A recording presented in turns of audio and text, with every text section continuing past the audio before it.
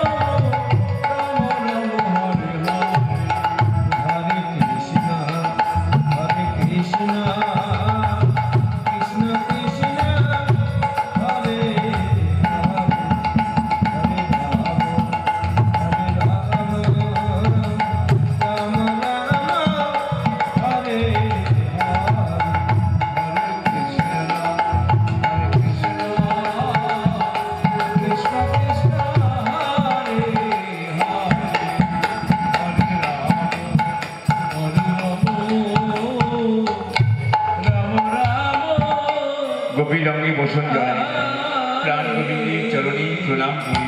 গোপী গেল আপনার স্থান, আরো সুখী যারা দলে দাঁড়িয়ে আছি এক এক করে আসছি। এই সুখী বসনটা দিই না, আমি কেমন করে দেবো, তুমি যাও। আর এক সুখী লজ্জা প্রস্তুত থেকে গোবিন্দের কাছে গিয়ে বললো, ও গো প্রাণবন্ধু, তুমি বড় নিষ্ঠুর। আমরা যমুনার জলে স্নান করছিলাম, আর তুমি আমাদের বসন চুরি করে কদমের ডালে বেঁধে রেখেছো। বসনটা দাও। সখী বসন দিতে পারি, আমার সামনে দাঁড়িয়ে যদি বাহু তুলে আত্মসমর্পণ করতে হবে তবেই দেবো না। এই লজ্জা তোমাকে দেখাতে পারবো না। তুমি বসন দাও, আমরা পরিধান করে বেঁচে গমন করবো না। আগে বাহু তুলো। গোপী মনে মনে ভাবছি আর কতক্ষণ জলে দাঁড়িয়ে থাকবো, যাক বাহু তুলি। এই দেখো না সখী, একটি নয় দুটি, এই দেখো পিছনে নয় সখী, আমার সামনে বলো। গোপী আর ঘুরে না, না এই লজ্জা নিয়ে তোমার সামনে দাঁড়াতে পারবো না। তুমি বসন দাও। এই দেখো হাত বাড়িয়েছি, পিছনে হাত বাড়ালে বসন দেবো না। সামনে এসো, ওঠো। ব্রজরমণী আর কি বলবে গো, গোবিন্দর কাছে পরাজিত হলো।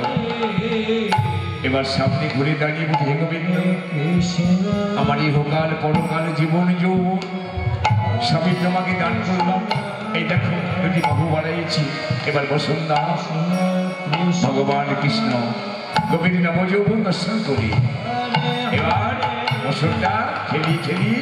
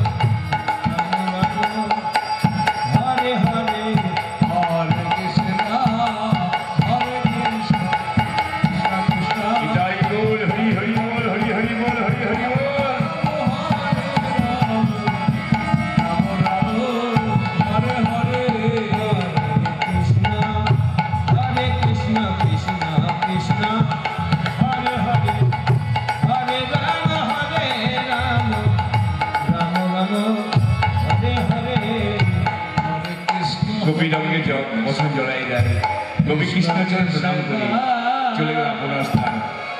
আরো সুখী আছি